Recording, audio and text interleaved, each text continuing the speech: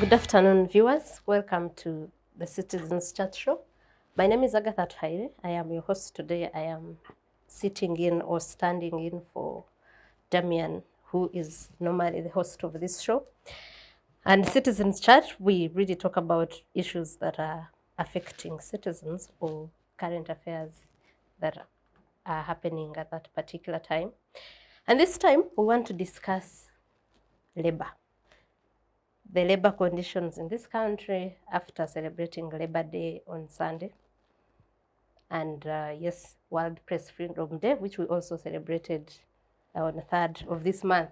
And we want to talk about the status or the state of those two in this country.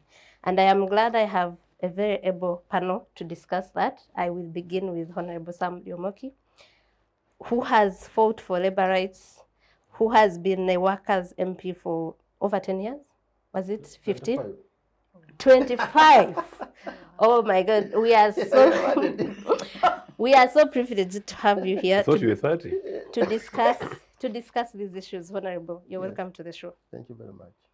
We also have a communications PR expert, Cynthia Mpanga. Cynthia is the communications corporate affairs manager, right, of Standard Chartered Bank. Thank you for being with us, Cynthia. Thank you for having me. We also have a common face on this show. He's a permanent member of this panel, unless he's not around or unwell, Joseph Ochieno. Joseph is an UPC, sorry. UPC stalwart, and he tells me UPC for the future, so we are waiting for the return of UPC. You're welcome, Joe. Good to be here. Good to have a fantastic pair of guests here. And yes. So I'm going to start with Honorable Lyomoki, and I'm going to ask you to articulate for us labor issues in this country, as you've seen them, as you have advocated for the change and the labor rights to be observed. Could you please tell us what you find the state of the labor rights, labor laws, and their implementation in this country? Or maybe if that's a broad question, let's just start with the issues or the problems. Wow. Yeah, definitely we still have a challenge because this country, I think there is no recognition of labor. I will start from that point because you see, even when we are talking about salaries, you're talking about welfare, you're talking about environment, it's like, I think those are not very important if you look at what takes place in the world. Mm-hmm. So I think it has been not good. We have, of course, as the workers, leaders, trade unionists, we have always tried to bring this out, but we sense that they have always fallen on deaf ear.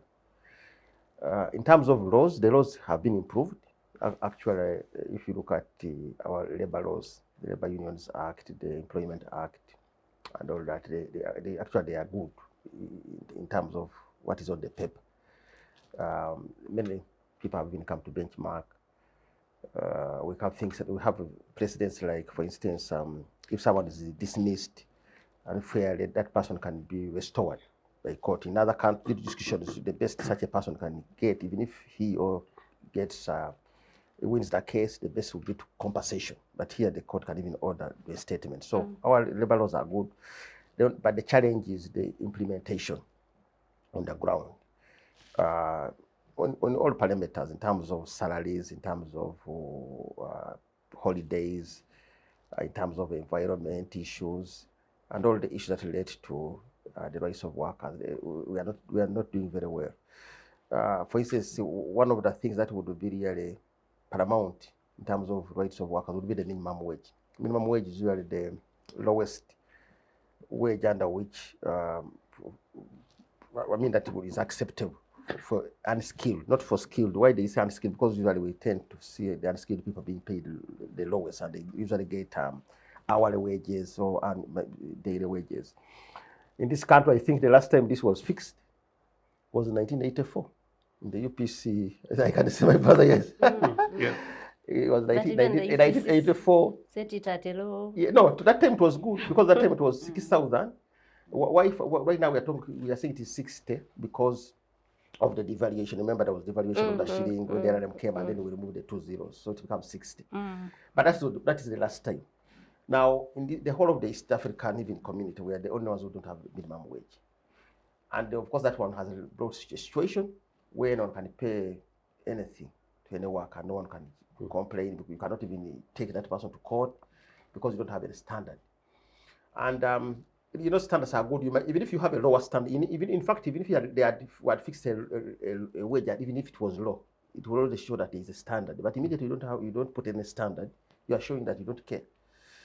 Yeah, you saw the most recent one is when someone being called an investor was trying even to refuse the minister, to inspect. That's terrible. Okay, I'm not saying that a native like Ugandan could do that. It's right, but you see, it's even an abomination for even a foreigner to have that even to think that you can refuse.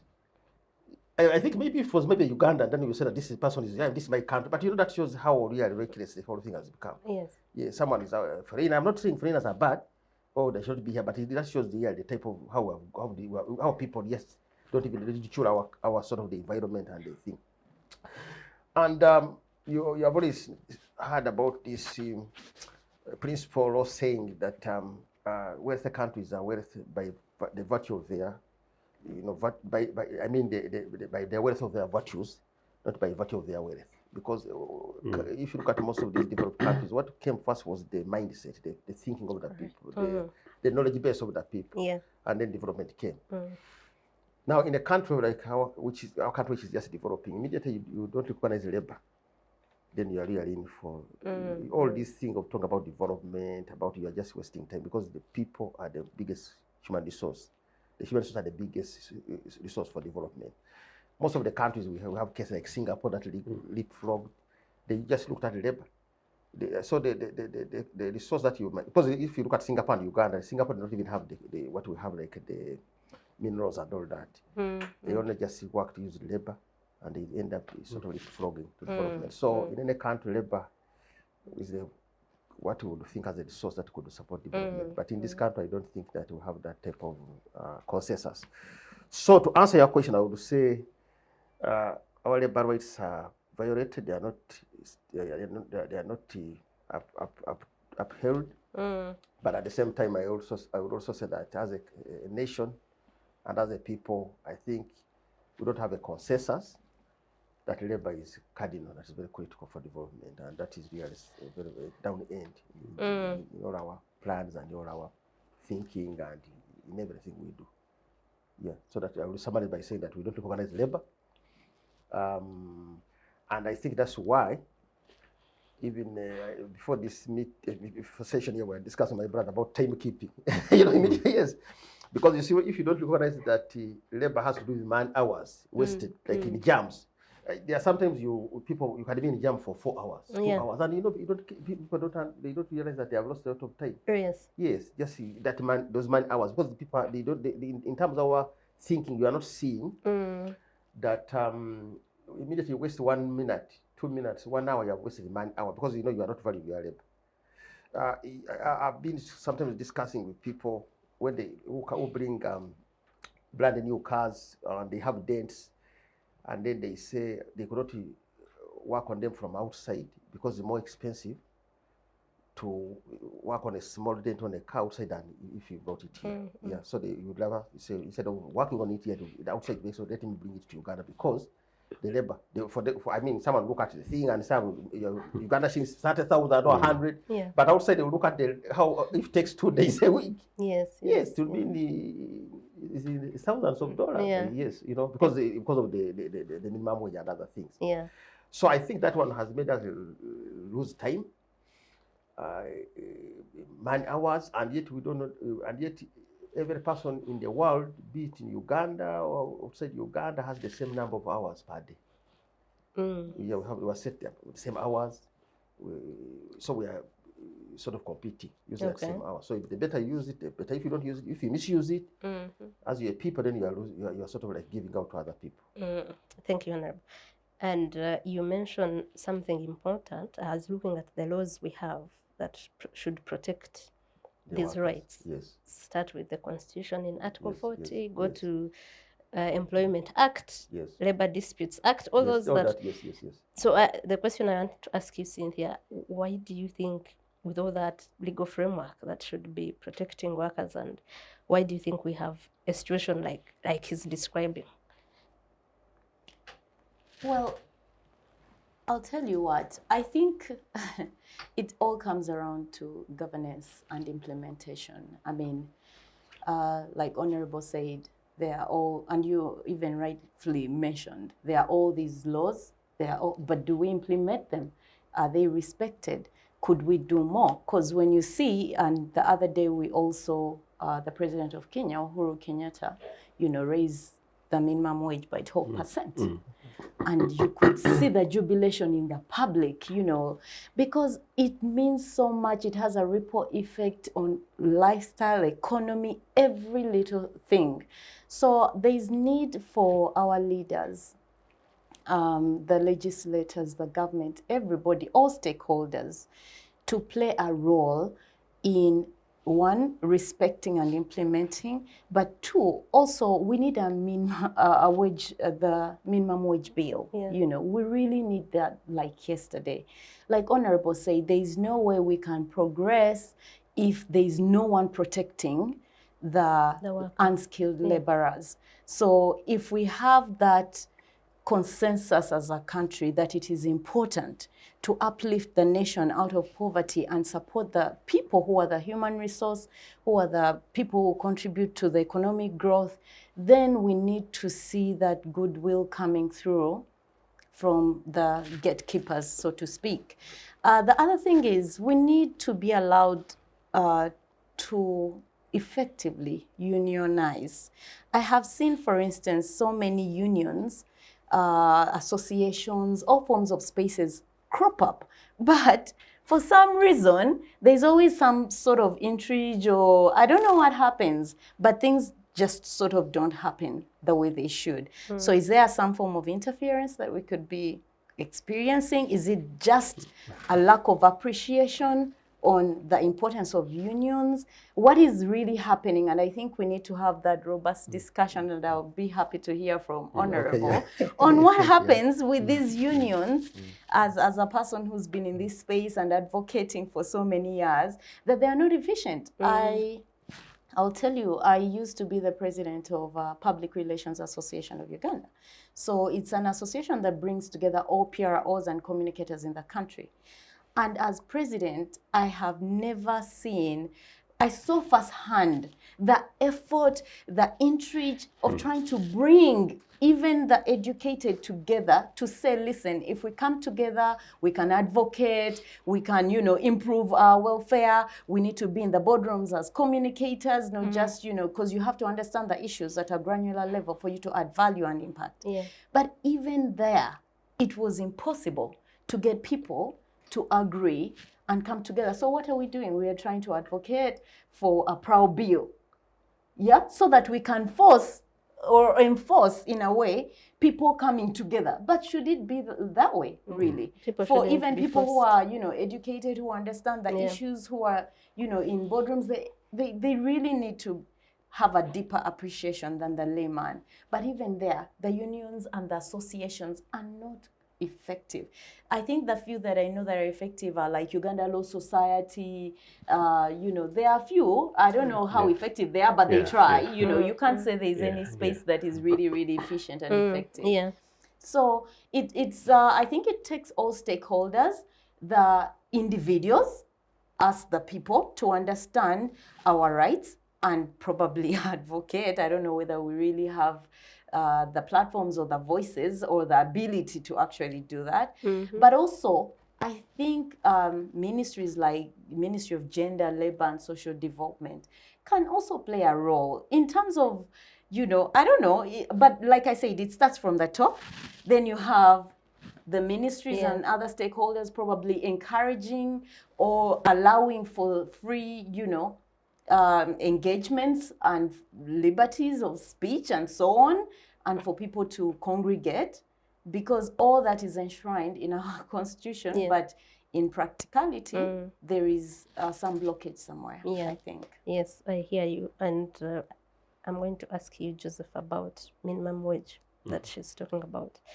I think the minimum wage there's a bill that was brought to Parliament by your colleague. Yeah, that's right. Atuhaire. The issue there is not the bill, because you see, okay, the minimum wage is brought by legislation.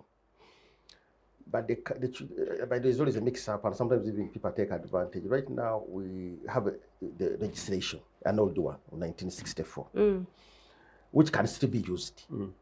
And using that legislation, we had even have the committees and the board that are supposed to subsequent to law. But when it comes to because the law provides that the president will announce, but it has always died there because of this issue of the argument that you will have cheap labor and all that.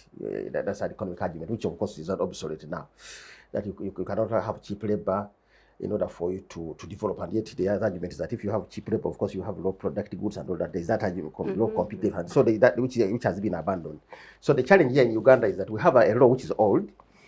Now, what my colleague was doing, which was also good, was to bring a new law, an updated law, so that you can, because there's also some challenge in that old law.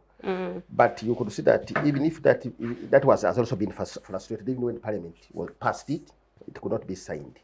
The president refused to sign to assent to it, that law. But the challenge, actually, the issue is not the law, because there's already an old law of 1964 which they could have used. Yeah. So the problem in Uganda is not about the law; it's about the fact that the political will.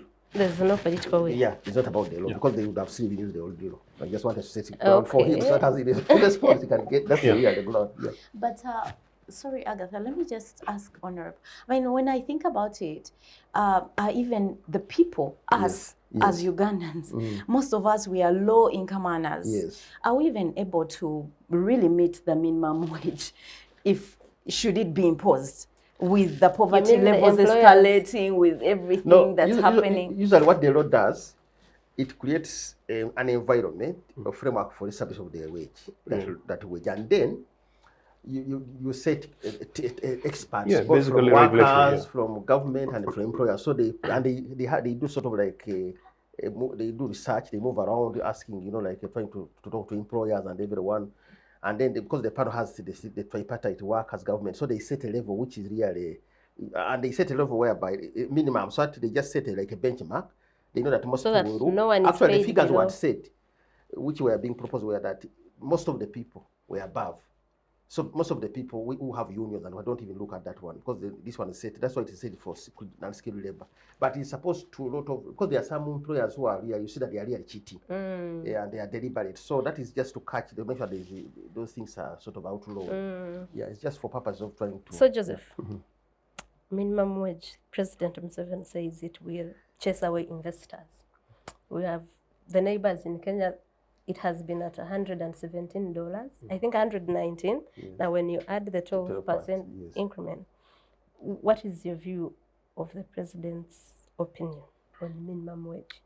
Also, talk about it in relation to, we are a country where you have some people earning as high as 40 million a month, but you have others where President Museveni thinks setting 250,000 like the bill proposed, or even 130, which was proposed by a board that was chaired by the late Kasami. What do you support? Actually, the lowest we even went up to 75, then we even went to 53.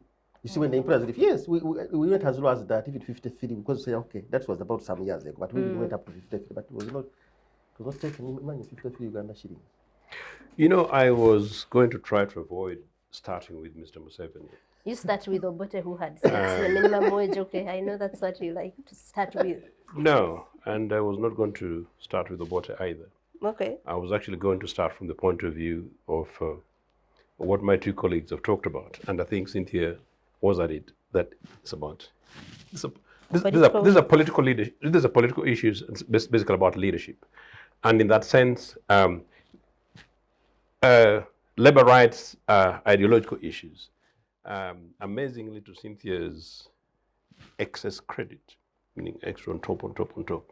She's from a corporate world, she's from a bank, and she's here advocating for minimum wage. and fair and decent working conditions for employees generally. Really, in established economies, the guys who tend to resist or to oppose will tend to be guys from industry and in many cases from private sector. So that's why I'm saying above average Cynthia's. Yeah. Generally, why I also called it an ideological thing. Remember, this is the campaign that founded Uganda People's Congress.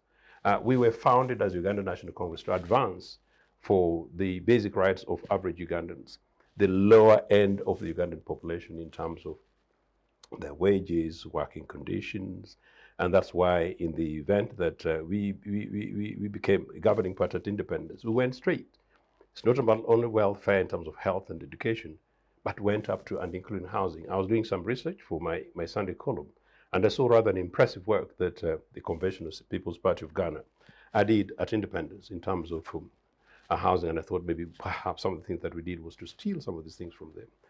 I am contextualizing it beyond basically wages because, as discussed, labor rights and Labor Day celebrations should really be about a holistic environment under which people find themselves. And so you're absolutely right that to discuss this within the context of a situation in which investors become untouchable people in our country who come to abuse, use, and perhaps criminally apply certain tendencies against our people. But yes, it is rather rich of Mr. Museveni, who claimed in the 70s and early parts of the 80s that he was a Marxist. People of the political left tend to be people who are driven by, if you like, the stakes of the marginalized. And it's now Mr. Museveni who's talking, the investor against the average citizen of Uganda, for which an average decent banker is actually arguing that no, not only do we need minimum wages, but we need fair protections. I'm delighted to say that actually, for within 2 years at independence at 1964, we're looking at some of these issues as big issues. I want to tell you guys that by 1968 or thereabout, the then UPC government, your government, already had issues with so-called investors, meaning the big powers, Anglo-America and Israel.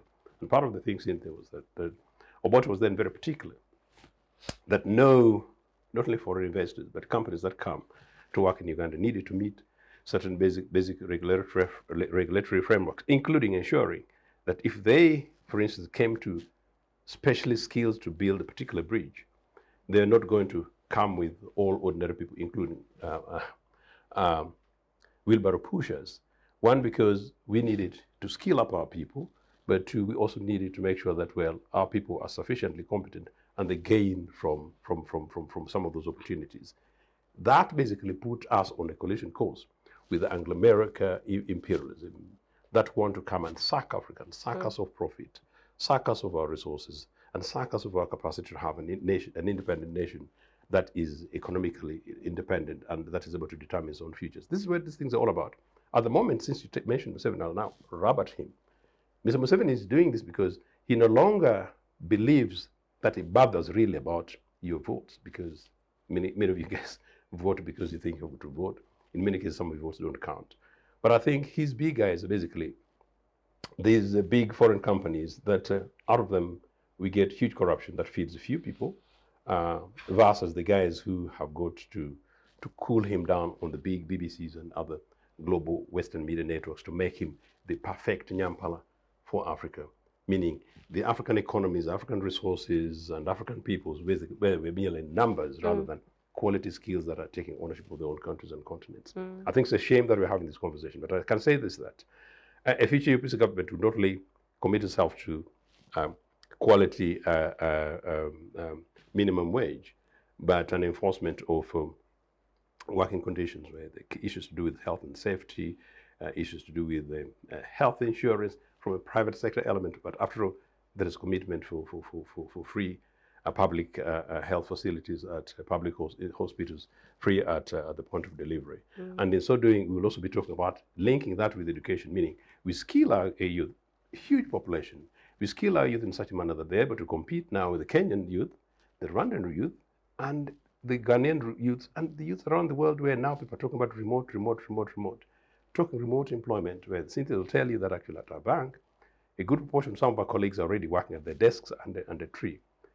the average Ugandan youth who can hardly find an average job with a global institution, when Cynthia is in recruiting, she's not going to pick a guy young boy from Nagongre because of Ochieno's nephew. But the boy needs to be able to prove that he's got capacity to be able to do that. Now, industrial relations, final point about trade unions. You're absolutely right. I was having a conversation a few months ago. I wanted to have to meet up with you, and this program brought us together to have some of this discussion around the strengthening of trade union movements in Uganda. I think, Cynthia, this is not being political. I think I have difficulties with workers' representatives sitting on the same side with government. Because I think workers' representatives in the National Assembly, if they are, they should actually be politically independent. And in that way, therefore, they're able to address the needs of the workers rather than actually getting complications. And I sympathize with you because I know some of the things you had to go through it, because you were whipped by a particular grouping and a particular organization. Those are things that need to be reviewed. Finally, I think I'm not quite sure how many average citizens of our social skill levels have an appreciation of the power of industrial relations. And I think these are debates that should be pushed really by and large by political parties, campaign groups, and human rights organizations. And I think the broader citizenry taking ownership over of not only our resources, but indeed our skills. Because final point, even this thing about the investor issues, the workers' representations, trade unions should normally be the ones actually louder, because are these investors coming to kill our jobs? Are these investors coming to kill our resources, which by implication are part of the strategic national security presentation for our jobs in the next 10, 15 years? What are the circumstances and conditions in which these guys work on the streets where I had to campaign? I mean, to talk about some of these things, where you see a Chinese guy on a road construction shouting at a young African girl who's 22 on the roadside. And how dare he do that? I have stopped on the roadside and actually spoke to these guys and told them I'm a chairman of UPC, and they're lucky that perhaps I had less authority than I could at that particular time. These are some of the things that we actually need to look at this. Okay. Honorable Sam, you have advocated for these rights. And me, I covered Parliament in the 9th Parliament.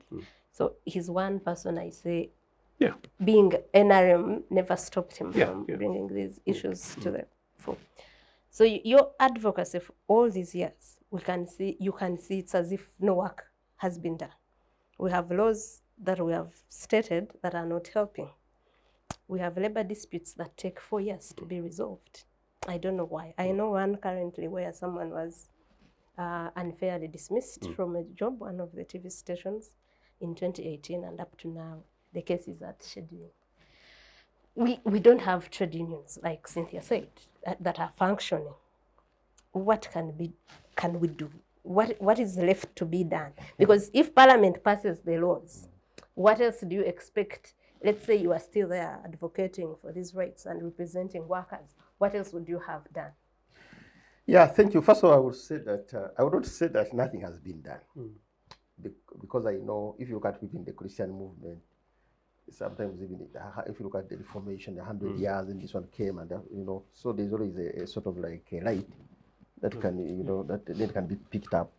So I like your assessment, and I also loved what Cynthia said about trade unions. I know, first of all, myself, I'm a secretary general of one of the, we have two federations, and I've also been one time a general secretary of one. When I used to be a general secretary of medical workers, you remember, there was a lot of ground that was established at that time, several years ago. So I know that at least something has been done. For instance, if you look at all those labor laws, even for us to amend those laws, it has been because of the unions and because of the representation in Parliament. We pushed for those laws. So for me, I would think that the foundation has been laid. Because in order for you to implement the rights and all that, you need the laws. Now, the good thing in Uganda is that actually, if you look at our labor laws, they are the best in East Africa. So, on paper, but that's already, first of all, we have to commend that something has been done. No. I mean, that's just so know that right now when you wake up and you have a government that insists on implementation of the law, they will not need again to come with an law, because already we have this framework or pass the Parliament and everything is on the ground. For instance, if you look at the maternity leave, I gave you an example of if you look at Britain, we picked laws from British. from the British. But you find that if, for instance, I told you, and that's a standard, if you have unfair dismissal in any jurisdiction, the best you would get, even if you won the case, would be for compensation. Don't you think that's where the problem is? No, but here in Uganda, even in the law, we have put there the provision that a worker, because someone can be I know employers who will try to do anything.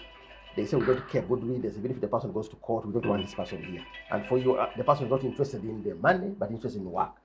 In this country, we have the best provision. It's only in Uganda and South Africa where, if you win a case of that nature, they will ask the employee, the worker, do you want your compensation, or do you want to be reinstated? If you say you want to be reinstated, the court will order that you are so that for me that's the standard. So that has been established. Now, having said that, I know, as I said, we have established a foundation in terms of the laws. We have established a foundation in terms of unions. Actually, unions also. What the challenge we have is, whereas we have established the foundation, we have been opened up to the extent that we're even allowing the traditional sort of like definition of unions are employee-based organizations. But right now we even expanded it to broaden, to call it work-based, not employee, because work means that there are people, like you look at market vendors, who might not necessarily be employed. They are not on a payroll, but they are in a certain vulnerable situation, like you find those women who are coming with their bananas and all that. They go to the market, they have stores, and then someone is asking for tax. As you enter the tax, with your banana, in some you find that they ask you for the morning. As you enter, you get the tax. Then in the evening, someone comes on your dollar. Then you have to get a trading license and all that. And then when you go for toilet, they ask you 100 shillings and all that. So what we did was we broadened the law to the extent we even established what is called the Market Vendors Union, whose role is not an employee type of union, but is for purpose of those people, trying to make sure that they negotiate for better policies, taxation regimes, in terms of ownership. No person will come and claim he's an investor, and therefore you must buy the market and chase this and put something else. The ownership is, but if you need to, if the government wants to dispose of that entity, it has to be taken by the workers. Things like negotiation for support from government, like some sort of like a credit in terms of finances. We've done that. So we have opened up the space in terms of how workers can be organized, both employees and also those type of workers, what I call the informal economy workers. But the challenge we have, as I think you have raised it clear, that you are not seeing visibility of workers' organization. Even when there's a lot of struggle. And the challenge, and the thing, the whole thing comes to governance. The whole thing has, what has happened is, you have seen even in Parliament, where sometimes we are taken as rebel MPs. I think I've been among that ticket because for me, even if I belong to the movement, but my priority and the loyalty is to the workers' movement because I'm a trade unions. So, and even everyone knows, even the president knows, if it is about workers, the movement will not curtail me. Yes, that one is very clear. Actually, we were pushing, as my brother said, to be independent. But of course, then I'm saying we are the ones who came and we said, fine. But for us, as far as we are concerned, we are more loyal to the movement. I mean, to the workers and the training that they need. So, and that one has to be called, when issues of workers come, we are called rebels because we cannot accept. So, the way forward, as you said, you were asking is, of course, to make sure that we recognize, first of all, that there is need for organized labor. And I'm happy that Cynthia has brought it very clearly that from the corporate, actually, I'm very happy that you have realized even the way you are looking as like a trade unionist. And that means that there is a lot of legitimate concern. Because for any employer, if really you want to have good quality products, you want to have productivity improvement, you should have unions are the best way forward.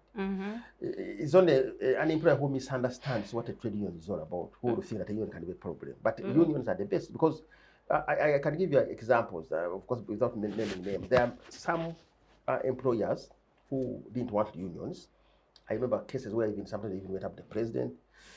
One employer who had even closed the worker in the toilet because it was claimed that the worker was going several times a day, more than the accepted time. And this worker had diarrhea. But you see, so the employer went and locked the worker in that place, in the toilet, and then there was almost a strike. Workers wanted to ban it, and then the thing went up to the president, and finally we were called, and And then I was given to see how best I can handle that. And when he went to that employer, he was like, unions are a problem. It was like an abomination to him.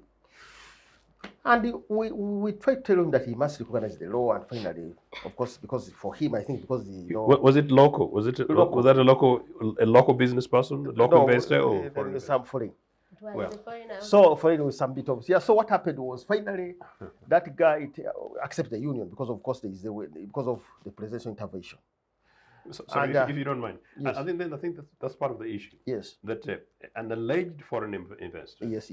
comes into this country, Yes. perhaps has got tax incentives that that most of the local businesses do not have. Yes. Begins to operate. Yes. Where is the Minister of Labour? That's the How challenge. did they compose themselves? How was it the case that they were not read? You know, the basics of how to operate in Uganda. Right, You know, so basically that did not necessarily need the union. That question. So basically, so what happened was finally when we prevailed over him, and of course he had to recognize the union because of what he had done, which was unacceptable. Actually, the best would have been even to have his business closed. So he, of course, he had to embrace the unions. And I remember telling him that I'm staking my neck. The union even like it because we've been assisting his management instead of handling worker by worker. You know, if the issues of the workers, they will be coming in as a group, and they will be looking at meeting few people and trying to and addressing those issues and even improvement in productivity. And a few years later, maybe 5, this guy was actually every time he was even advising his friends that you need a union, but but I think because of there's a misinformation and they would always say, but what the union by this which unions that come by Dr. Lyomoki. So they would always want to come and say which union is good. You see, so you would feel they are scared. They say no, all unions are good. In Uganda, it's about the leadership. So they would, but you could see the type of misinformation. Yeah.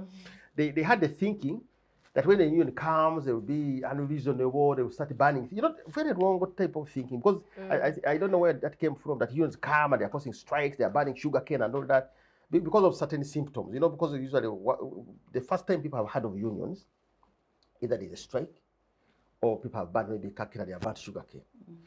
And yet even that, sometimes that is stage managed, because even the kakira sugarcane banning is not that they strike. Sometimes in management, uses it because you see when they are harvesting sugarcane, they ban it. So sometimes they want to create a situation to get some other favors, claiming that there was a strike or something like that. So the point I'm making here is that I would think that there is a wrong perception about trade unions or labor organizations, and yet the current labor organizations have transformed themselves.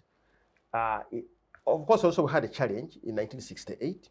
Because in 1968, the law was put into place that banned all civil, sort of like high-level people to join the labor unions. So it was like only blue-collar jobs and all that, 1968. And 1974, of course, even the regime also added something more. So the challenge we had was that most of the people who joined the unions were low cadre people. So the thinking was unions are by low people. I remember when we formed the unions in 1992, at that time when the law was opened up. And the law was opened up not because government wanted unions for the sake of workers, but because at that time the concept of representation in parliament came. And then the argument was that we should have women through geographical districts, youths through structures, and persons with disabilities. Now the workers was who should be recognized, who should be represented. And then the ILO told them should be through the organized labor.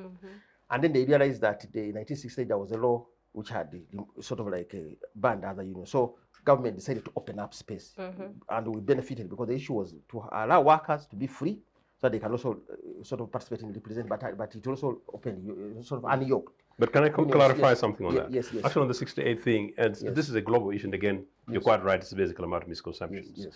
Globally, and including Britain, where I'm most familiar with, chief officers don't belong to trade unions. Yes, yes, yes. So it's really junior officers, senior officers, then principal officers. Yes, yes, so beyond a certain scale, you're really That's at a position which is non-unionized. Yeah. And it's basically as straightforward as Yeah, that. And it's yeah, not really, yeah, it generally did not have anything but to I do think with what basic happened rights. was, you see, sometimes when people want to take advantage, I think that when that concept came, people misused it, and they put the scale, sort of the bar as very low.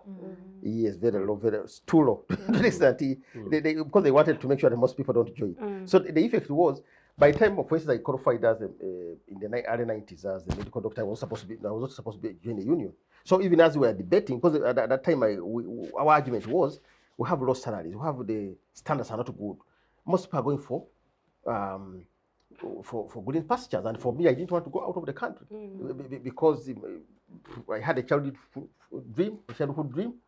I was in the hospital. I mean, my mother was a midwife. I went to look after one of my younger sort of siblings. My mother at that time and father was a headmaster. They didn't have money to pay a maid, so I got that place. Now assisting the mother and some lady dies who had come to produce, and because of that I said I should become a doctor. My mother, of course, wanted to become a doctor. Assistant to become a doctor. So I become a doctor. We come out of training and already people are signing to go outside. I said no, I'm not to go out. And then I realized the challenge was negotiation. Yeah. So we are lucky. I come out to the system. There is opening up of trade unions, and then they tell me you cannot be a member of a union. But we're lucky. So the opening came around that same time, and then the workers in Mulago said you should become our leader. I become a leader of the union. You see, that's how I became a trade union leader, general secretary, and we mobilized the whole country. Well, of course, we had issues already. I was now being victimized, arrested, put in prison, all those type of things. But the challenge was, at that time, the people of our level professions were not members of unions. I had even to defend myself in the professional association, medical association. Why should I undermine the name and the profession by being a general secretary of the union? And then if you research, I realized that even the British Medical Association, that's correct, was a trade union. So I brought to them, I said, this British Medical Association, we are coming out of this is like our mentor. But they are trade union, so that's how those are professors left me. Yeah. But it was as bad as that. Okay. Yes. So the point I'm making is that I think that hangover of trying to look at unions as bad has not yet been removed. So I love your prescription and of saying we need to people should understand that we need to recognize there's a need for labor, and if we have to recognize labor as a very important resource, then we need to look at the organized labor, because for me, my experience in them over 20 years, 25, you cannot have workers rights recognized if they are not organized. Because if they are not organized, one, they will always do it in a wrong way, and they will be disciplined.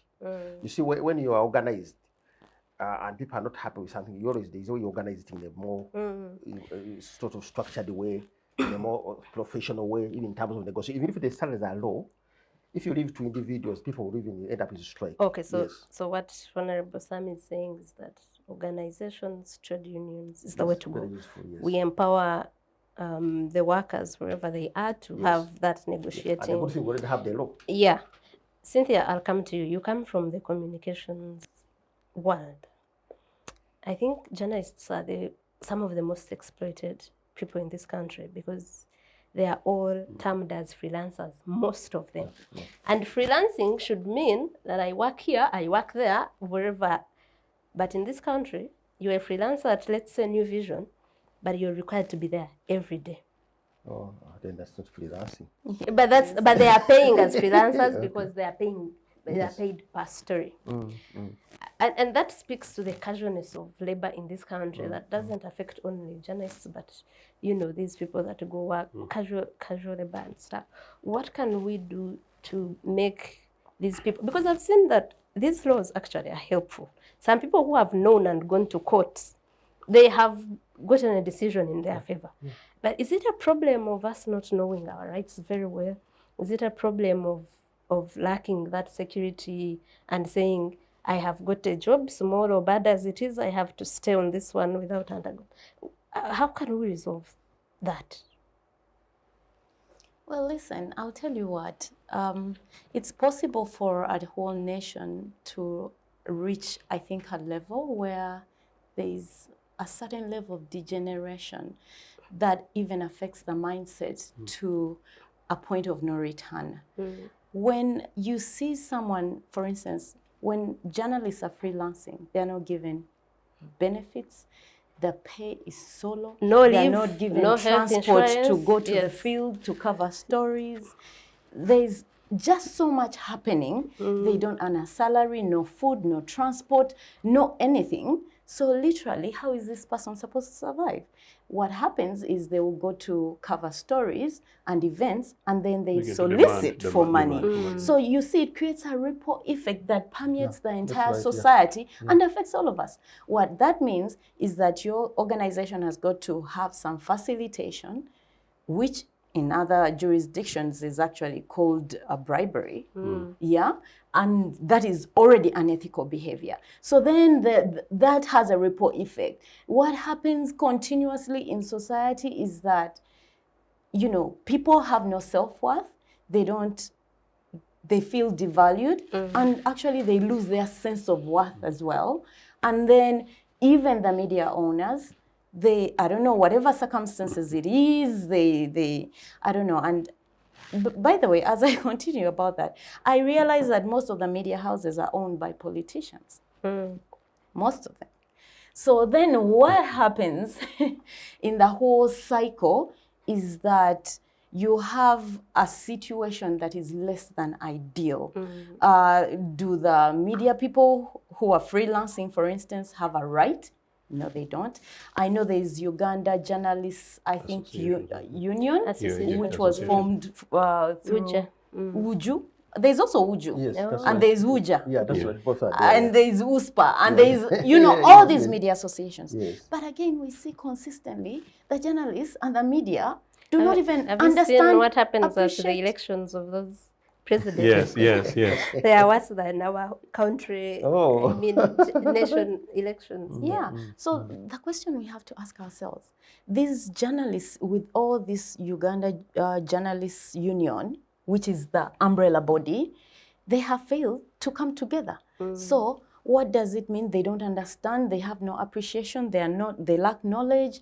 And it goes back to what Honorable said, there's need for education so that people understand the importance of unions and labor trade associations, that it's not an evil thing, it's not bad, both for the media owners and also for the media. Yes. But the only way the media are going to uplift their situation or themselves out of a very sad state of affairs is by coming together, because together they have a voice. Independently, they definitely are not going to survive. But the only way is also there's need for, you know, like I'll go back to government goodwill, to the workers, you know, everybody, every stakeholder, sort of like really taking a back seat. If it was your child or your daughter or your sister who is given 3,000 a story, when the transport costs in this country alone, the other day I had, you know, the transport guys saying they are increasing, you know, transport by, I don't know what even percentage, you understand? And this person earns 3,000. Are we nurturing thieves or what? I mean, it's just... And maybe just to add something small there, you see, you have a situation Can you where... add it after the break, Honorable? Oh, Or is it okay. urgent? Okay. Because I wanted us to get back to that. Okay. Or after, yeah. And the foreign investors that were talked about after the break before we go into press freedom. Let us take a short commercial break. We'll be right back.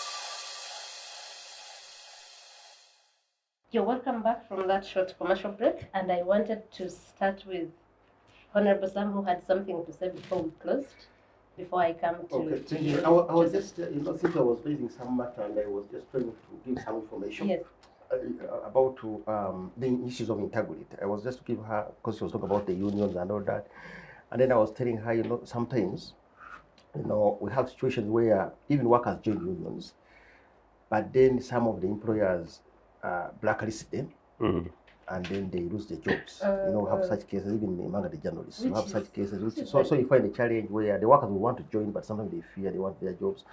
And then we also have some cases where, for instance, we have even some labor union leaders. You have to talk about facilitation, who have this facilitation from management to make them tone down, that type of thing. So so you end up having. So I think, so apart from looking at the situation that their unions are not there and they are not visible, sometimes there are issues of integrity. Workers, they know they have to be joining unions, but employers are marginalizing them, or the union leaders are being facilitated. So I was just trying to give you that. So we have that here, which is a very, very big challenge sometimes. Okay, I wanted to ask you about foreign investors, and we have talked about foreign investors and where most of the problems come from them. We have a country that looks like it protects foreign investors more than its own people. I'll tell you a short story. I participated in the production of a documentary in 2019 about Chinese employers. It was ISA, Initiative for Social and Economic Rights, which had hired us to do it. And the things we found out were appalling. Yeah, sure. Yeah. You find, we have a young man who lost a hand. Yeah. In those machines, they don't have protective gear. They work in places like that. And they told us of one who died, the machine cut, because they work in, those factories that, like going to Kapeka, somewhere after Matuga. So I would ask, so what happened to the person who died? And the guys told me, our bosses said we should put him on the road so that they deny that the person was working there. They have no contracts. They work long hours. If you delay for any reason, rain or whatever, even themselves, because there's sometimes where rain doesn't allow them to work, like those who work on roads. So rain, which is not your problem, your hours are cut because you didn't work from 8 to 8 in the night. I went to interview the commissioner in the Ministry of Labour about this. I think both director and commissioner. And I said, how can these things be happening? Because we had evidence. It's a documentary, I should share it. No, I think we should need it. Yeah, that will be so this man said, after talking to us on record, he said, but sometimes what can we do? Orders come from above and they say, don't touch don't harass my investors. So, Joseph, why do we have a country, a government, that cares more about the welfare of investors, not its citizens who are being exploited in that manner, who are losing lives? You've answered yourself, except I'll just put a context that's possibly not a government, but it's a regime for those reasons, because something which I feel very strongly about. But also, number two, I'm not sure whether these are mainly foreign investors. Foreign investors, they're in Uganda and they're welcome. But I think most of these guys are foreign sharks. There's some of these activities, some of which you actually refer to, which I must say it really is not only locally criminal, but it's also globally so. Only yesterday, meaning the other day, actually 2 days ago, I was doing a TV program for a non-African network focusing on mercenaries in Central African Republic. And the more I prepared for this show, the more apparent parts of that Central African Republic looked like bits of Uganda in a different way. But the more I woke up to realize that actually Africa is at a stage where, in many cases, notwithstanding some of these decent laws and regulations we're discussing, are possibly far worse of stages than where we were at independence. There is no way in which a government, just like an NL regime, that goes to the bush claiming they're fighting for restoration of democracy and basic rights and order for our citizenry, becomes a regime that serves the interest of external forces. There is actually no contradiction between inviting foreign investors, protecting their interests through many systems, including tax, tax rebates, different kind of terms and conditions, and protecting the citizens of Uganda. They are not mutually exclusive. No, and the most basic right of any government is to protect the lives and properties of the citizens of Uganda, and that must include our basic resources. Some of those that you refer to, obviously, we don't have enough time to discuss some of these. I have actually visited many of these industrial sites in different spaces and actually raised, as ordinarily as Ochieno, not from a point of view of organized labor. Maybe I have relative advantage that if I appear some of these spaces, these guys will know who I am and perhaps they will respond. I think we need to have an increased level of campaign around these issues. Now, not answering you, I'm giving you a possible way forward. That good we have a colleague, Sam, here, who's been committed himself over several years. That maybe you should actually enhance conversation between Sam, colleagues in the private sector, in particular financial institutions that would normally be the recipient, less amenable to some of these conversations. And people like me in political circles, together with yourself, who happens to be a journalist. When I first returned from exile, one of the things I actually did, I visited all the media houses in Uganda.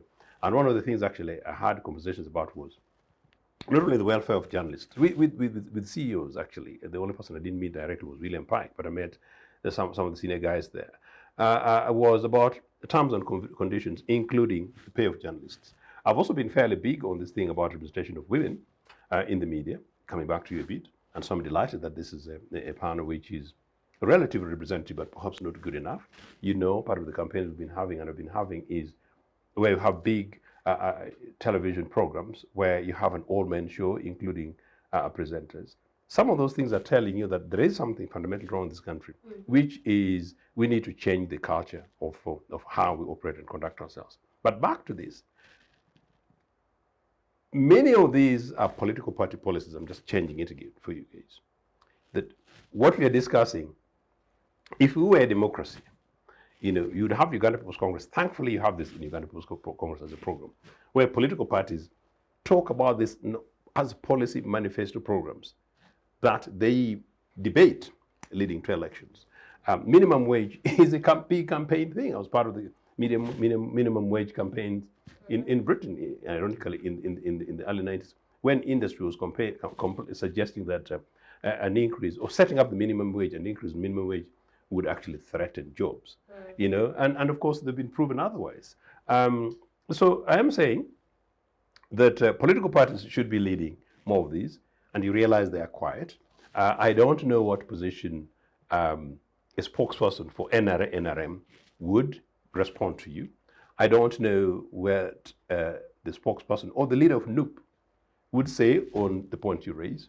You nearly related me with the FDC, which was close to a big fight at the beginning of our conversation. I don't know what FDC position. No, you're unslappable. That's fantastic.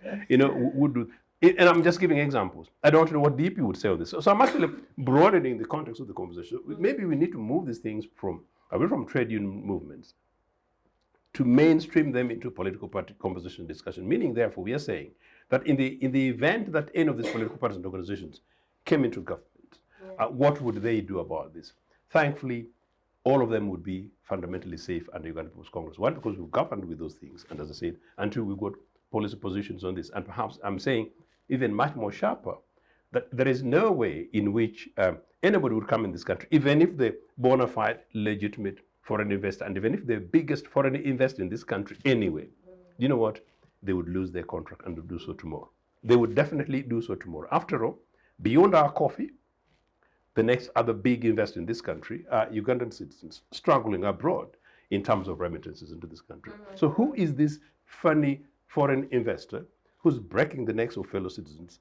And I look for that is simply for a few billions. I simply said that no, we need to take this thing, politicize this thing, and take it to the streets of Kampala and make sure that it's wrong. Thank you for talking about Ugandans breaking their backs in foreign countries, and it's what I wanted to ask, especially even about this issue of labor exports, which has not been regulated. Where you have people who are dying there, where you have people who come back without internal organs, where the government has not really done much. How should we go about this? Actually, and it's young people. You go to the airport. There's a time I took a photo of people that were at a company that was taking them, and there were teenagers, young children. So we are a country which is losing that resource of youth and their innovation and their energy. And exploitation there, to loss of lives. There's recently one who threw herself off a building. So, Honorable, you still have some platform. No, Is there anything you're thinking of doing about recently there's been there's a regulation that's coming up by the Minister of Gender, Labour, to sort of sort out that, to make sure that we can have something that we can use in terms of as a standard regulation. The only challenge is that I think they are putting that at a level of something like a policy. We have been pushing, wanted to become a law, which has something like sort of like it can even someone can go to court and enforced. Yes, it can be enforced and all that. But I think also and we have really had even meetings with our counterparts, the labor unions in those countries, the receiving countries. But and we also thought we would work together. But the challenge, I think, has been it comes to the point of recognition of labor, because we have been saying, why can't those all workers going be members of the unions, for instance, and then you link up with the receiving countries, the unions in that country, and then you can continue sort of like monitoring them and trying to support them and trying to negotiate. Because what usually happens is that someone will come up with certain sort of recruit women, girls, or men, whatever, here, takes them their side, and then they change mainly things. young girls. Yeah, they change things. They even remove passports from them. No one is even knowing what happens. Most of them actually, when they reach it, they are given different salaries, or what they signed here, and even different deployments. We have seen situations where people are taken. They say they will go, maybe they are maids, housemaids, or whatever. But when they are taken their side, they become prostitution. So those are called what those workers. They are called sex workers. Yes. And they have removed already the passports from them. That's the challenge we have. And no one knows. Someone is there now alone. No one is monitoring. Even she doesn't know whom to sort of call and contact and all that. So the solution had been some bit of organization framework where those people going out should be known and documented, and then they know whom to contact, and then they can also be followed up, and they know whom to follow up, which I think our government has not been doing. So because of what the public outcry, I think there has been now a discussion and sort of something of sort of an engagement, and we think that something will come up to make sure that the institutions get involved. And we can be able to, but also the other thing which we have also learned is that some of those people go on their own. Because we've had cases where the people go and they have gone on their own. They are not being looked by any agents, and so it becomes difficult for us to follow up. And one of the challenges I've met many of those girls at the airport, but they don't want to listen. They think that they know where they are going is heaven. They go to mini heaven, yeah. It's not when they reach the years things are different. Actually, no. They go no. That things are bad. But they will turn. They think they will maneuver. No, the situation. The circumstances are here. Yeah, because I know someone from my village. Yes. Who wanted to go. Yeah. She came to my house as she was leaving. She didn't know the agency had booked her for Saudi Arabia. Because Saudi Arabia and Oman are the most notorious for those. Yes. So when they said Saudi Arabia, she said, no, I have had horrible stories about it. I said, don't go. She said, but I've already paid my money. And how much was it? 120,000 that she used to get a yellow fever card, I think. And then she'll also ask, what's the alternative here? Exactly. That was the thing. But, what she said in Unyanko, it literally means, but I am as good as dead, even now. Because she when was that? No job. She went in, this was 2019, coming 30th December. She had no job. She had a child to feed. So the situation makes it that even if you know that where you're going, you might not come back, you will say, let me try my luck. No, but you see, if we had like some bit of organization whereby someone has the possibility of coming back, some enforcing the rights, and where someone, for instance, because in Rwanda they entered an MOU with some of those Yes. Middle East countries. Yeah, that's right. Why is our government leaving people on their That's own? what I'm saying. Because you see, because some of those, in fact, it's the same thing we have been talking about investors untouchable, but we have some of those agents that are also untouchable. Yes, but you find that the professors are big people, and so they manipulate. Otherwise, the best would have been to make sure that all the people are going are documented, and we can follow them up. And if you, for instance, you don't do things in the right way, then you can even lose your license. And then also, one of the things that I could say at this moment is, I think there is also something to do with mindset, because one of the things I have noted. Okay, you know that sometimes those people, there is violation, but also sometimes our people also, when they go there, they don't do what they are supposed to do. That's what, because I've also tried to follow up some of these things. But you find that that. But if they don't do what they're supposed to do, the law should apply. Yeah, that's right. Yeah. That's right. There yes. should be a recourse. Yeah, that's right. Yeah. Unfortunately, because we have to leave the definition. okay, thank you. Yeah, they're right. Yeah. I think we need another whole discussion. That's right. Yeah. If discussion helps, people are always asking me, but you guys talk and then what? And then what? Yeah. But I hope we can. There's something else we can do beyond talking. Yeah. I wanted us to discuss something else equally important, so that's why we are cutting this short, and that's the press freedom in this country. Okay. We know that freedom of the press is one of the essential pillars of democracy. That's right. Yeah. It is celebrated globally. And we have rules that should ensure that. But when you look at what is happening in this country, and I'm going to start with you, Cynthia, because we touched on the issue of journalists and remuneration and all the things they go through. I want to tell you that there's a journalist who openly recently said, "You don't eat ethics." Yeah, and the very senior guy. Yeah, he said for him he accepted bribes. What is your view of the of the press? I think you're the one who was interviewing or something. No, I wasn't. I wasn't. I also no comment. no, I also saw it like that. Okay. But Cynthia, what is your view of the status of press freedom in this country? Let me start by saying that it was so sad watching a professional of that caliber actually sit down, because, you know, at some level you are an influencer. People have looked up to you for so long. But maybe and for he you, spoke the truth for something. I know he did, but again, what's the cost, the consequence of that? As a role model, as someone people look up to, and we had a very interesting debate about all the UBC archives disappearing and all these things, and people owning museums in this city. Where did they get content that is older than their age? You know, so these are the issues that we are really speaking to. Press freedom, like you said, it's very, very critical. I mean, the press are so powerful, they actually make the politicians that serve us in the government. We all see constantly politicians quoting the press and trying to have, you know, them positions profiled. Every issue that we know we consume, every knowledge that we have is actually cascaded partly from the press. So if you're gagging the press, and actually I think last Friday, the Uganda Human Rights Network released a report that showed that in 2021 alone, over 130 journalists were terrorized, they experienced... That reported. Only the ones that reported, exactly, yeah? So you can imagine if we have the state especially meddling and, gagging and, trying to stop the press from covering certain aspects. And yet, I think we need to find a balance.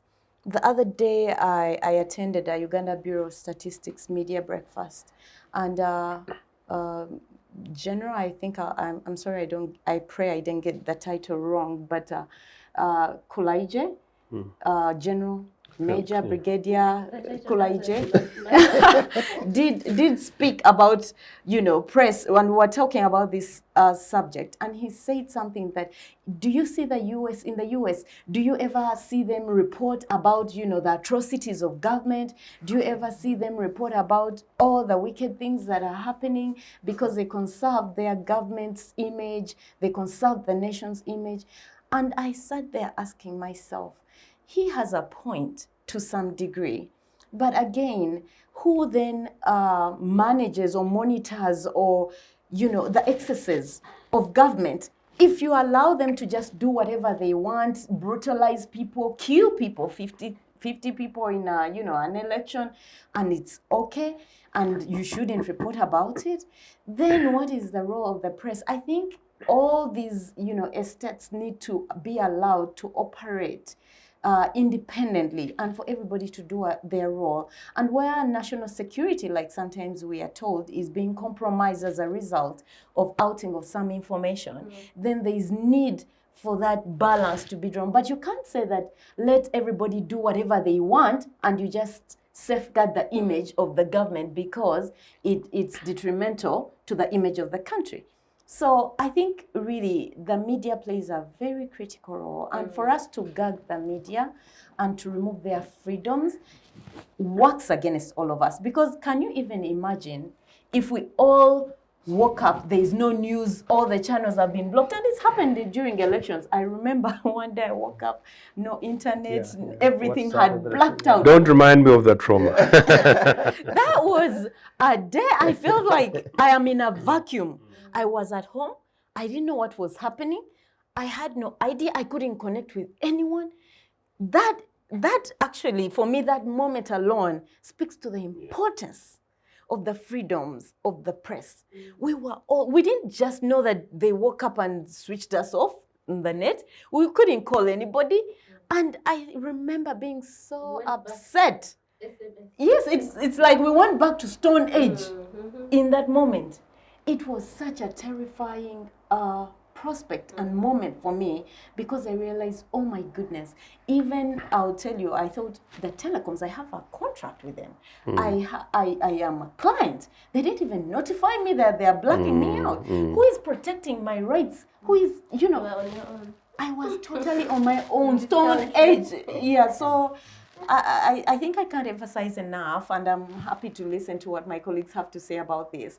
But we have to do, all of us need to understand the role of media, how and what they play. They are here to create awareness, to educate us, they entertain us. I remember in the lockdown, we were all watching NBS and NTV, Friday competitions. We were locked up, but we were connected by the media. So they play so many critical roles in our lives that we should allow for that press freedom and manage and find ways of educating them, maybe helping them understand the balancing act in terms of compromising social security and the nation. Because I remember one day I was on the plane, and of course you sit with a white person and the first thing they remember is, oh, Uganda, Amin. And I'm like, can you imagine how many years it's been? You're still referring to me as that Ugandan from Amin, or the parliament that discusses, condoms? I mean, I was so embarrassed sitting there, and I said, I wish my media people hadn't outed this kind of information at some point about the discussion and debate in parliament. But then I'm like, where do you draw that balance? As media as well, we need to have these conversations. So protecting the government, it is important. Vis-a-vis your right to reporting, not just right, your responsibility Correct. to report what is happening. What is about that?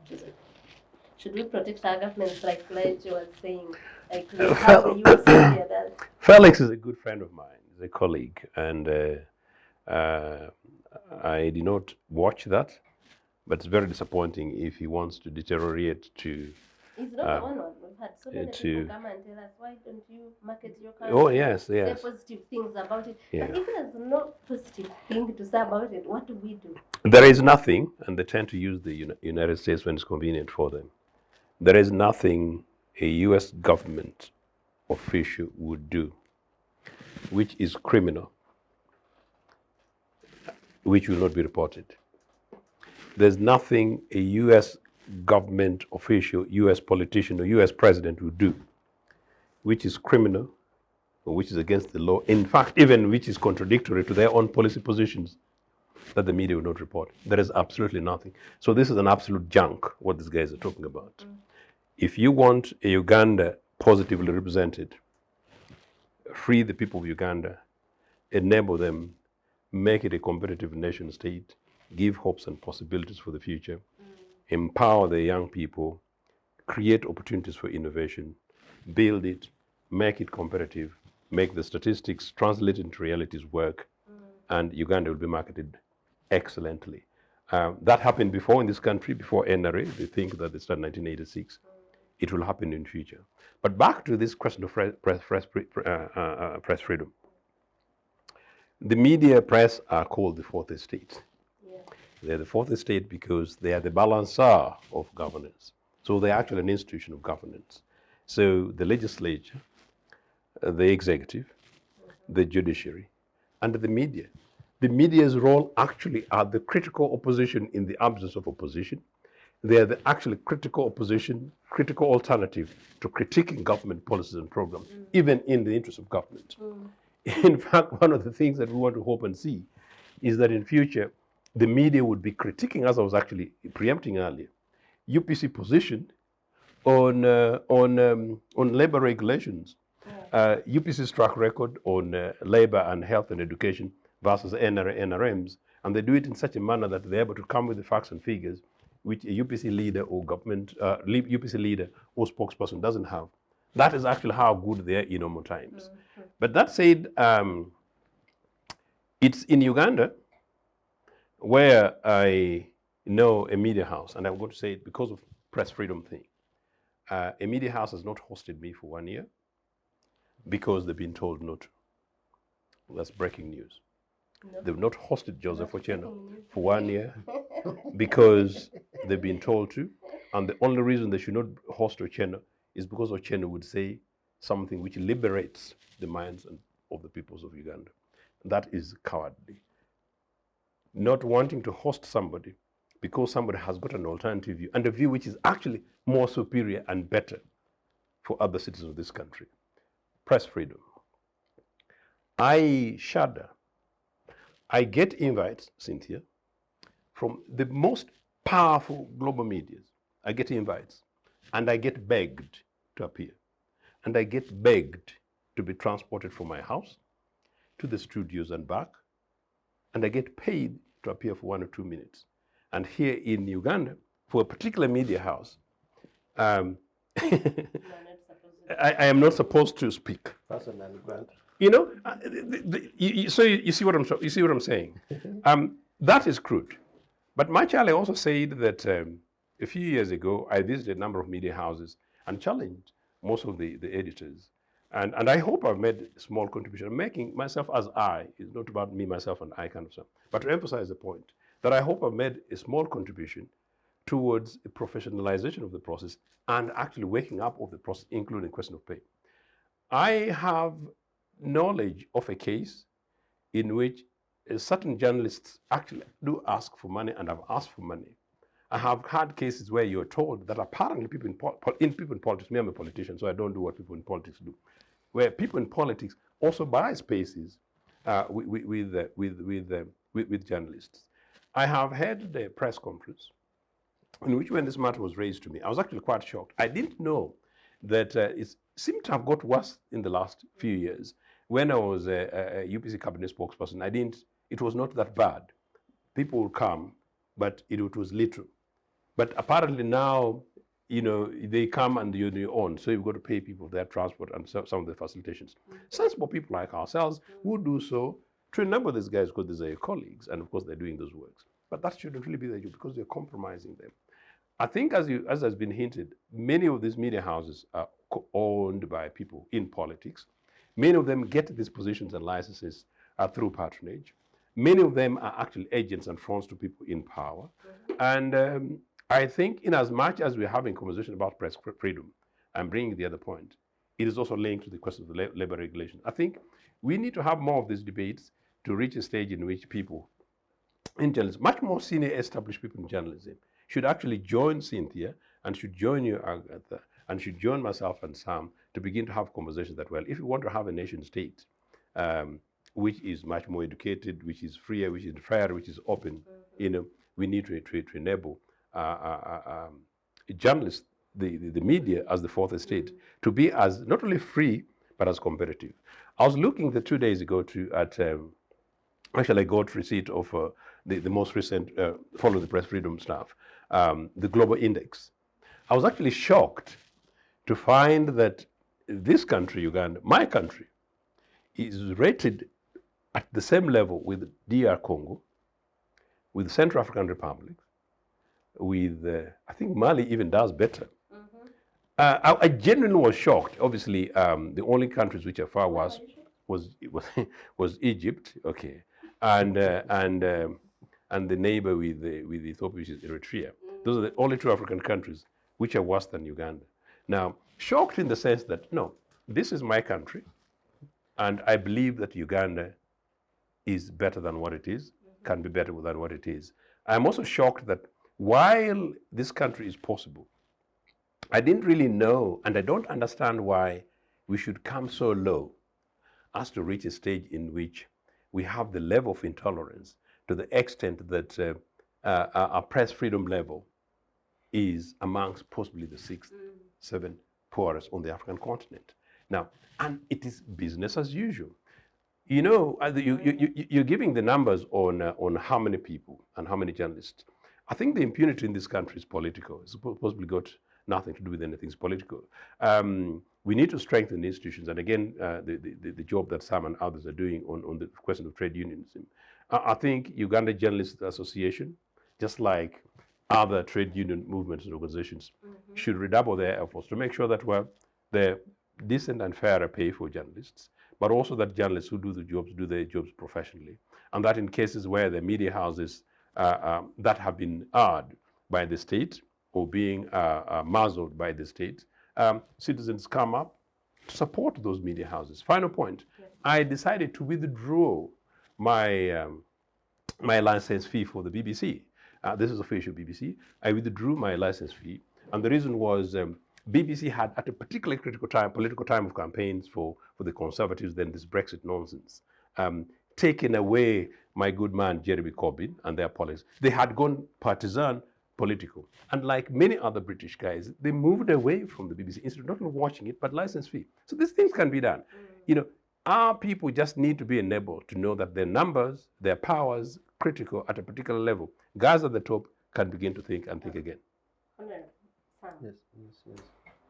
Apart from the police and the army beating up journalists, as we've seen so many times, the other problem I think that is affecting media freedom is the problem relating to the workers' rights we're talking about. To pay to the ownership of the media, where journalists can't say we are boycotting, we are demonstrating because their bosses will fire them. The other one is, that having one voice. As we think of labor rights and how to help this country, what can we do for the media? Because I think we should start from there, that we have a media that is free to now talk about these other ills that we are seeing in this country. What can you do, or in this context, what can be done to empower the media and sort of, we might not achieve full press freedom, but at least listen, or make it better. Yeah. Actually, I have been listening to my colleagues, and they have analyzed it very well and raised the issues. One of the things that I see, as long as you don't have institutions that are credible and that are really doing what they are supposed to do, sometimes the media has a challenge, because, if Parliament is not doing what they are supposed to do, the army is not doing what it's supposed to do, and the other institutions, education and others, then the challenge, because you see, the media is trying, we are talking about press freedoms and all that, but they are the medium, they are the ones to really try to make me, who is not part of that institution, know what is taking place. And then the institution is struggling to hide. For instance, I think you have been battling with what my colleague, my brother, I think we were with him at campus, Felix said. I think it's genuine. I think you should not demonize him because you see, the truth is that those governments, there are things that they cannot beat. For instance, CNN, there are things they cannot broadcast about America. Right. But you see, the thing is that the institutions, they have reason to level that the population has respect, and that there are things they cannot do. Now we are talking about two worlds. For us, there are things that even parliament can do that are abomination that another parliament cannot do. Because you see, if I respect the parliament, I respect the UPDF, and I know that there are things they know to do, then we can cover them up because I know that there are things they cannot do. But you see, if our institutions have degenerate levels that they are even doing worse things that they must not do, then there's a challenge.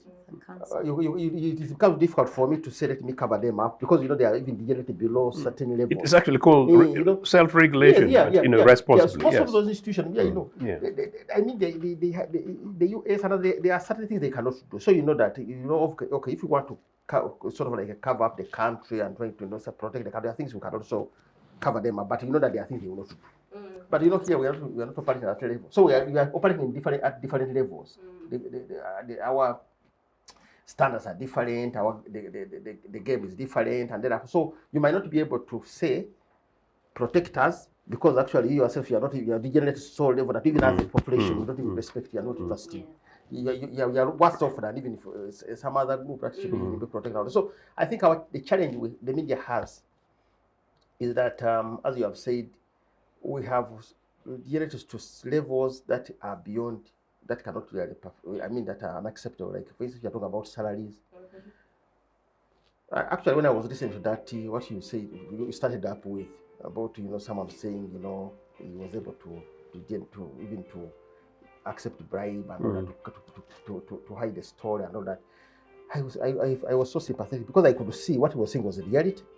From my point of view as a workers leader, because I've seen, sometimes, at Parliament, we have the press, they come and interview us.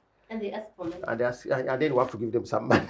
And of course, you're not bribing them. Because for me, you give them, not that you're bribing them, but you're facilitating them for transport and all that. And you don't even go there to find out what they should do. You don't say, I'm giving you this one so that you pray my story positively.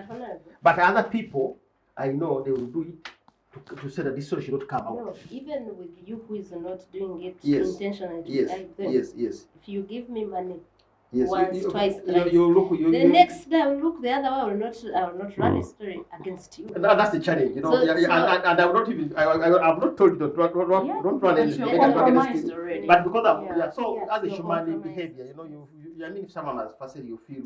You cannot let that person down, So in the process, in that way, I start wondering what should our colleagues in the media do, because. Someone maybe is genuinely facilitating you, but also genuinely as a human being, if the person has facilitated you, I mean, it will really look really human for you to run a story against that person, however true it is, So it makes us wonder, what do we do? I think the only way forward is to make sure that we come out of where we have degenerated and we come back to how we should operate. We should make sure that first of all, we make sure that the people our brothers and sisters in the media are given what they are supposed to have. First, in terms of salaries, it might not be good, the best, but let us give them what we call the basics.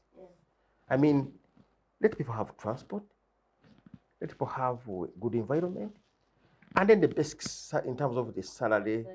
So like this situation where, for instance, you create a situation where people like in the newspapers that you were talking about, New Vision and others, whereby people should be given salaries.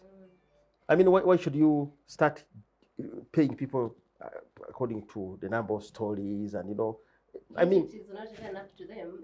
That's right. The story, and then you're not sending them to the field. Maybe the person will go to a place where the story is not very good, the nature of our sort of community here, sometimes the story it might be a good story, but it might not be selling. So because you see the stories that sell, sometimes are stories that have sort of certain type of issues. Yes.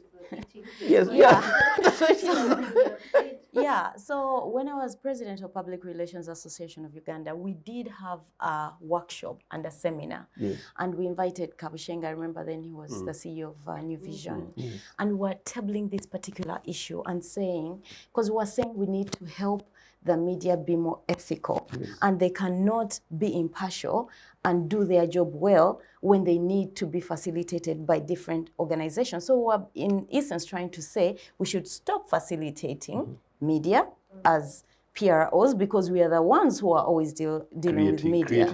Yeah. And then we're saying, but what can you do as media CEOs, owners, and so on to improve the lives of these people and their conditions so that then you remove this problem of us. They said that same whoever pays the what? The paper dictates the what? Correct. Yeah, so yeah. So, and to the point you've all been raising, there is need, and I don't know where it starts, honestly, because it's a cycle. It starts from the top. It is a cycle. No, it starts from the top. Who owns the media houses? Government, politicians, and so on. Who makes the decisions on their conditions? The same leaders. Yes. So if you're not willing and there's no goodwill to actually pay these people right so that they can be impartial and give you the right stories and not be compromised in the field, then what are we supposed to do as private sector and everybody else who needs them to come if they cannot transport themselves to the venue? Yeah. So Cynthia, can we say that, just not to become a, but can we say that we conclude that we stop facilitating, but we insist that the media houses pay them? Yes, because that to balance up. Just like what was done in Parliament. I have a different emphasis. Okay, yes. And the emphasis is this. The emphasis is political. What is the role of government? What's the role of Ministry of Labour? Just like we're talking about so-called foreign investors who are basically suckers in this country. If New Vision is operating as a corporate entity, we are saying that Ugandans who are going to work, whether they're going to work for New Vision or Toro Cement or going to work for Agather, you get contracts. And the contract should be that you should be enumerated. Enforcement of that, if it fails, you involve the police. Building institutions. So quite clearly, it's even less about Kabushenga, whether or not Kabushenga does it. Kabushenga should know that if he doesn't do it, the law is going to rain on him. And that's one of the reasons where the import of, say, trade unions. So really, surely, if people are paid to do these jobs, people are facilitated, we are discussing terms and conditions. The organizations involved, trade union organizations involved down there, will be able to look at through these things. Those ones who breach, there should be national regulatory bodies below that Ministry of Labour. And then we disallow the faciltation issue. Because there's a component of that criminality in precisely, this. yes. To be good, but it's like something that is, Honestly, there is unethical conduct and a level of criminality even within organizations. Because if people are working long hours, they are spending the whole night covering state events or, for instance, whatever not, and you didn't give them transport, and you're not giving them overtime, pay, you're not giving them food. How are these people actually supposed to survive? And that's why I'm going to ask all of you one question as we close. Is media press freedom something achievable? Or is it a fallacy? Because when you look at this year's theme was journalism under digital siege. Now, away from the censorship of the owners of traditional media, because those owners want to stay in operation, want to get advertisers, want to please advertisers, both government and private sector, which really cannot allow press freedom. You get social media now, which has also, we thought on social media there's no censorship. But now you have a law coming up to regulate that. UCC recently called upon registration of all whatever social media or Twitter users. You have Facebook, which has been blocked for the last 10 years. Never mind that apart from even press or media, the other uses of social media, like people who are marketing there. So with all that, is it a fallacy or can it actually be achieved? I'll start with you, Cynthia, and then go to Ochieno, and 1 minute each as we finish. Okay, so I think I want to sum this by using Magufuli as an example. We have definitely seen that when leaders have the will to transform and improve livelihoods and nations, it is possible. So everything is possible. Press freedom is not a fallacy, it is actually critical. The late, may his soul rest in peace. But fundamental in terms of change. For me, what he did was an example for all of us to shine a light, and nothing is impossible. So if we have the right leaders and we have other leaders join Honorable Sam and, just to drive the right ethics and narrative and not think about ourselves individually, but for the well-being of everybody in the nation, then we are able to make policies that advance the country. And I'm sure even our government and president and everybody, they are not irrational. These are our children. They want to lead the country well.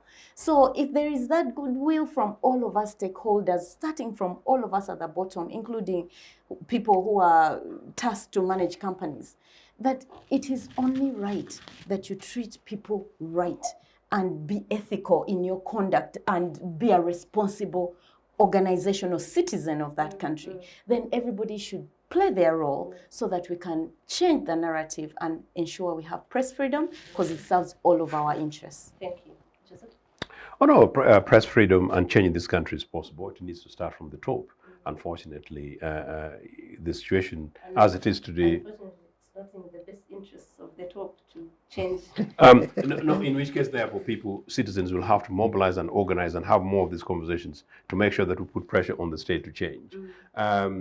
Quite clearly, I'll take you back in 30 seconds to the question of these foreign domestic workers. Where are the embassies? You know, if we say we're a nation state called the Republic of Uganda and people queue up at Entebbe and then go to the Gulf, you know, don't we have diplomatic representations in terms of the interests of our citizens? These debates basically need to be put together and coalesced in such a manner that there's enough pressure to ensure that actually we begin to talk about the lives, interests, and properties of the citizens of Uganda, and that whoever is responsible must be held accountable. Thank you, Joseph. Yeah, I think really press freedom is not only possible, but actually it is very important and critical. And it can be a measure of how far we are genuine as a people and how far as individuals we are not greedy. Because you see, press freedom is about other people trying not to cover up certain things and trying to hide and all that. But if we allow institutions to operate normally and everyone is genuine, and even if you have made a mistake, you are in good intention and you want to, if you get information, you correct yourself, you don't want to hide anything, then why do you fear press freedom? So I would think it is critical and it's important for every society, because that's where we shall judge what we are and what we need for ourselves as a country. Yeah. Thank you, Honorable. Yeah. Thank you for coming. Thank you very much. Really particularly, I was glad that you came to talk about labor issues in this country. That's right, yeah. Thank My you, first time on Cynthia. this show, and I'm very happy. Yes. I hope. No, I hope you will call us again, like especially from our I sector workers. said, we call it the Citizens Chat Show. Yeah, that's right. Yes, very good. Where we not Yes. only want to inform, but Yes. engage. Engage. the That's public. right. Yeah. I don't know. I like I've said, I have many friends who think talking won't change anything. No, I think But talking is very if important. it is I think there's no way you can Exactly. take without talking and engaging. Yeah, yes. Conversing. Yeah. So thank you for joining us, everyone out there. The show is on Civic Space TV, and we need everyone to subscribe and follow it. It's on YouTube. We are going to be bringing you these issues and more, and people that can really put them into perspective, and we see how to go forward as a country. Really, everyone has to play a role they can in the circumstances. Thank you, Joseph Ochieno, for coming. Thank Always you, a pleasure. Cynthia. Thank you, Honorable. Thank you, viewers, and thank you to the camera crew. Until next week, goodbye.